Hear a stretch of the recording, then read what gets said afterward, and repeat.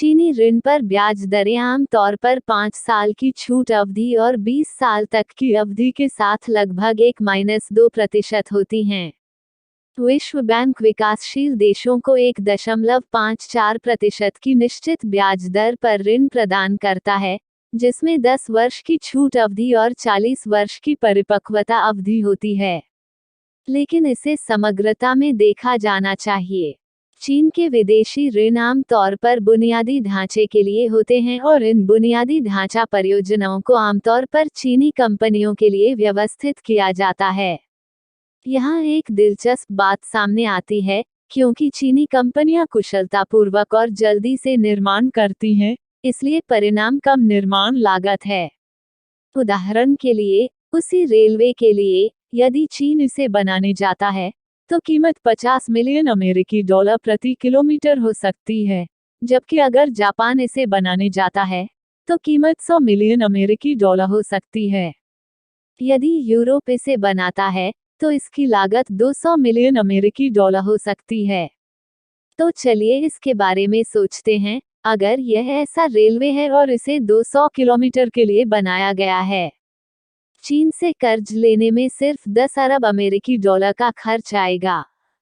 Japan से कर्ज लें, इसमें 20 अरब अमेरिकी डॉलर का खर्च आएगा। और यूरोप से कर्ज लेने में 40 अरब अमेरिकी डॉलर का खर्च आएगा।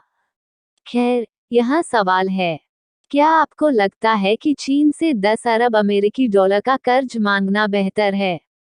या क्या जापान से 20 अरब अमेरिकी डॉलर उधार लेना बेहतर है? या यूरोप से 40 अरब अमेरिकी डॉलर उधार लेना बेहतर होगा? इसमें परियोजना के निर्माण में लगने वाला समय शामिल नहीं है। यह संभव है कि एक चीनी कंपनी द्वारा 3 साल में बनाया जा सकने वाला प्रोजेक्ट जापान में 5 साल और यूरोप में 10 साल का होगा। यह निर्माण समय अच्छी तरह से प्रलेखित है। कौन सा अधिक उपयुक्त है? इसके बारे में सोचें। चीन से $10 बिलियन उधार लें और फिर 3 साल में आप आय शुरू कर सकते हैं और ऋण चुका सकते हैं। जापान से $20 बिलियन उधार लें और फिर 5 वर्षों में आप आय प्राप्त करना शुरू कर सकते हैं और ऋण चुका सकते हैं। यूरोप से $40 बिलियन उधार लें और फिर 10 वर्षों में आप आय प्राप्त करना शुरू कर सकते हैं और ऋण चुका सकते हैं। भले ही चीन में ब्याज दरें दोगुनी अधिक हों, फिर भी यह अधिक लागत प्रभावी होगी। यह सच है।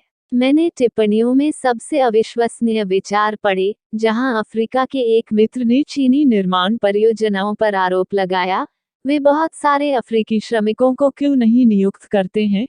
वे अफ्रीकी श्रमिकों को चीनी श्रमिकों के समान वेतन क्यों नहीं देते हैं? और उन्होंने कहा यह भेदभावपूर्ण और अफ्रीका के लिए अमित्र था। मैं सिर्फ 2 सरल बिंदु बनाना चाहता हूँ।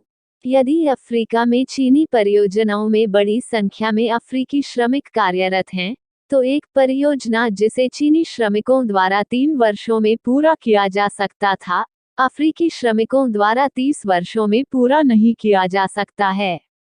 यदि चीन अफ्रीकी श्रमिकों को चीनी श्रमिकों के मानकों के अनुसार भुगतान करता है, तो परियोजना की लागत कम से कम 10 गुना बढ़ जाएगी।